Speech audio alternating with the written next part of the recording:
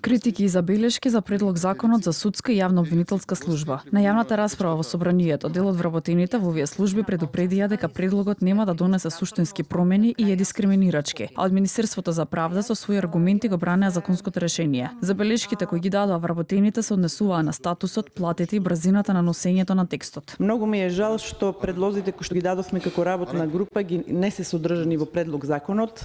Ни е понуден еден дискриминирачки закон кој да се навреди, извинете, мене овие два предлог закона ми изгледа дека некој се ги седнал и го земал закон за административни службеници, судска служба, јавно-обвинителска служба, го ставил во ChatGPT и излегол овој предлог текст на закон. Овој предлог текст на закон, мислам дека само предлагачот и говорничката што беше страна на предлагачот може да го брани. На расправата се потенцира и дека треба да се заекне самостојноста на јавно-обвинителската служба, која според говорниците повторно се враќа во рамките на модел кој треба да се надмине. Работиме со кривични предмети. Работиме со класифицирани информации, со финансиски истраги, со докази. Работиме во постапки кои директно влијаат врз кривичниот прогон и владењето на правото.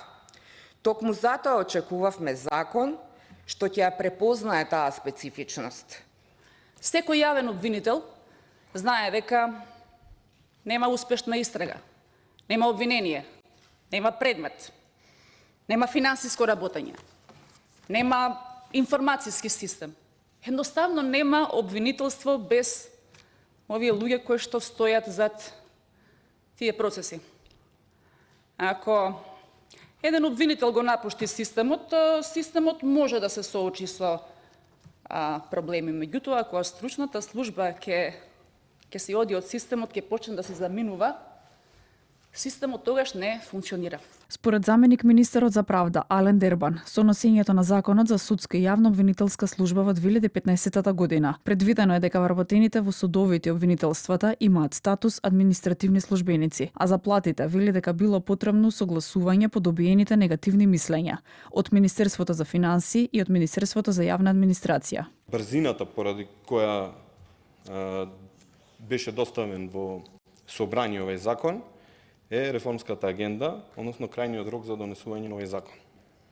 Јас слушнав многу критики, многу забелешки, дел од нив, добар дел се и прифатливи, и токму ова јавна расправа ќе помогне да бидат преточени во амандмани. Собраниската комисија за политички систем и односи меѓу заедниците ќе го искористи крајниот рок кој деловникот го дозволува, односно второто читање ќе се реализира во понеделник. Дотогаш, според Љупчо Пренчев, председател на комисијата, ќе се направат консултации во поглед на она што може да биде прифатливо и ставено во рамките на законот.